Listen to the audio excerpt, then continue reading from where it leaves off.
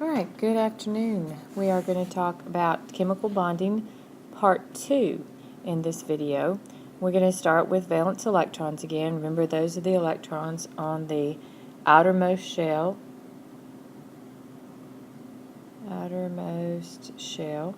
And we can tell how many valence electrons something has by looking at the group number that it's in. Electron dot diagrams or Lewis diagrams, they both mean the same thing. We're going to take the number of valence electrons and put that number of dots around the element. So number of dots represents the number of valence electrons. Carbon is in the fourth column.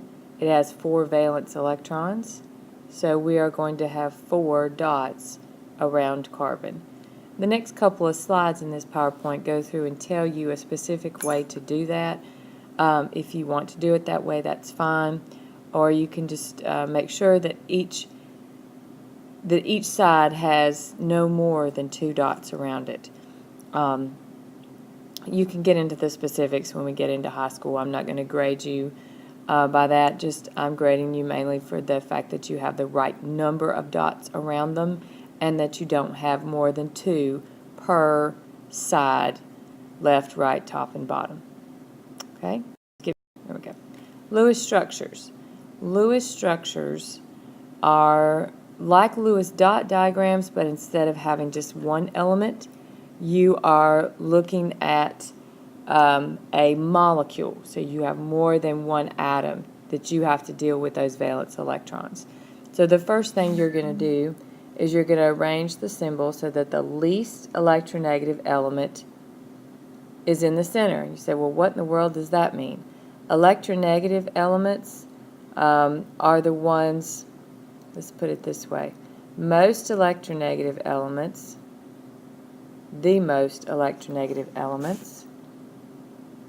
are on the right side of the periodic table.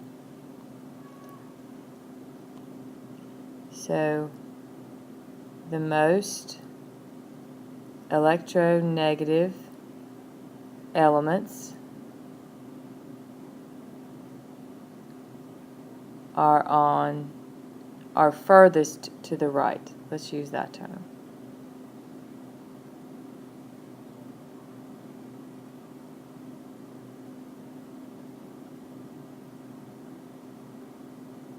On the periodic table. So oxygen is more electronegative than carbon. That means the oxygens are going to go on the outside. Carbon is the least electronegative element, so it will be in the center. I give each of the elements their appropriate number of valence electrons. That's step 2. So oxygen has 6 valence electrons because it is in group 6. Carbon has 4 because it's in group 4. And then here is the other oxygen's 6 valence electrons. Okay, now it gets a little bit confusing, but the main thing to remember is that everything wants to have 8 valence electrons. So we can total them up, and that gives me a total of 16 valence electrons for this particular compound, but I want every element to have 8.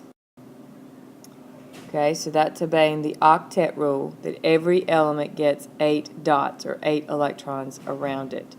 So I'm going to have to work this. So see, right now carbon just has 4. But if these two shared here,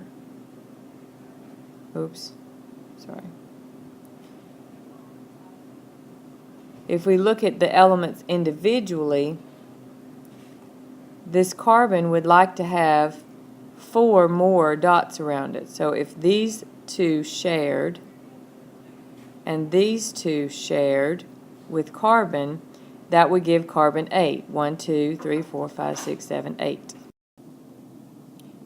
All right, so to continue, if there are too few pairs of electrons to give each atom 8 electrons. So if you look at this, if I don't have enough electrons around carbon, then what the carbon will do is it will borrow electrons from the oxygens so that it has a total of 8 electrons around it. So it will borrow 2 of oxygen's electrons on that side, and it will borrow 2 of oxygen's electrons on that side.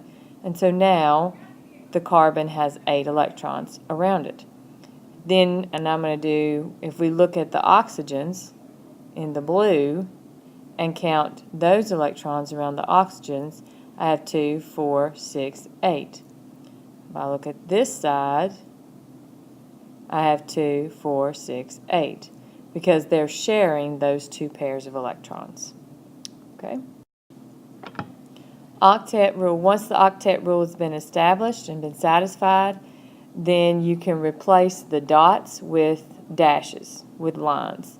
Every 2 dots, each pair of dots gets replaced with a line in between. So remember on the previous slide, you had carbon that had 2 pairs of electrons on that side, 2 pairs of electrons on that side. So all we did is we replaced those 4 electrons with 2 dashes, and those 4 electrons with 2 dashes.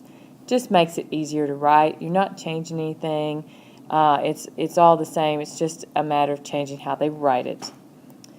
The total number of electrons needs to be the same because you did not lose or gain any electrons during this process, so you still need to have 16 pairs of electrons around it, which it does have 16. 2, 4, 6, 8, 12, 14, 16. 10, 12, 14, 16. So there are 16 pairs of electrons around it, just as there were before. So let's look at kind of a summary of the basics of what you do to draw a Lewis structure. You're going to first off total the number of valence electrons in each molecule. The central molecule is going to be the least electronegative atom. That would be the atom farthest to the left would be the least electronegative.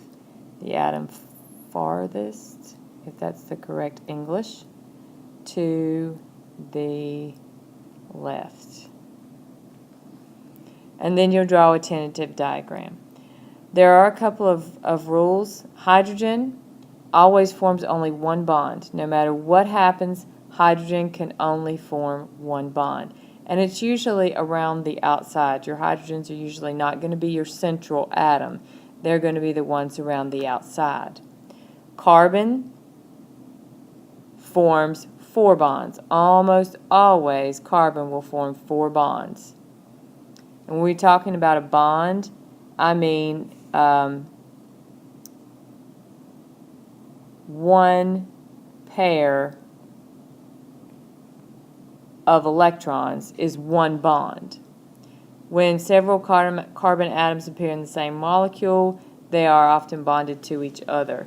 And we'll talk about all that kind of stuff in a way you don't even need to worry about that kind of stuff right now.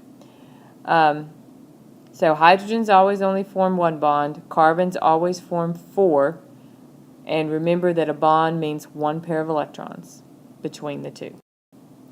Okay, here's a couple of videos to watch if you have any other questions about electron configurations or electron dot diagrams. Thanks and have a great day.